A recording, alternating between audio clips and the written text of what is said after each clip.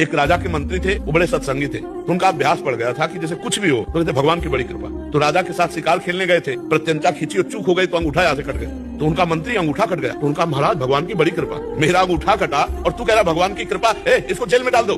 बोले ये भी भगवान की बड़ी कृपा। उनको अनुभव था कि मंगल भवन भगवान से कभी अमंगल हो ही नहीं सकता।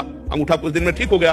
फिर शिकार खेलने गए तो कुछ सैनिक संग थे, मंत्री तो जेल में थे, तो सैनिक पीछे रह गए, उनका घोड़ा आगे बढ़ गया। तो दूसरी सीमा में एक मनुष्य को ढूंढा जा रहा था नर बलि देने के लिए। तो जो ही राजा को देखा तो दूसरे राजा ने अपने सैनिकों के साथ उनको कवर कर लिया कि इससे बढ़िया क्या होगा। और जब बलि के लिए ले जाने लगे तो देखा अंगूठा में कटे का चिन्ह, तो उसी की बलि चढ़ाई जाती है जो तनिक भी अंग भंग न हो। तो उन्होंने कहा भाई ये तो बलि देने लायक नहीं, छोड़ो इसको। अब उनको लगा यार मंत्री ने ठीक कहा था, अगर अंगूठा न कटा होता तो गला कट जाता, भगवान की बड़ी कृपा। लेकिन मंत्री जेल में सड़ रहा है, जब उसको जेल में डाला तो उसने कहा बड़ी कृपा। अब गए सीधे मंत्री को बुलाया और कहा भाई हमारा अंगूठा अगर ना कटा होता तो गला कट जाता, पूरी बात बताए, लेकिन तुम जेल में सड़ रहे हो, ये कौन सी तुम्हारी कृपा। बोले महाराज मैं मंत्री हूँ, सैनिक कहीं भी पीछे रह जाते मेरा घोड़ा आपके साथ होता, और आप बंदी बनाए जाते मैं बनाया आप आप तो अंगूठे के कटे होने से बच जाते, लेकिन मेरी बलि चढ़ जाती, तो भगवान ने मुझे जेल में रखा है, बड़ी कृपा।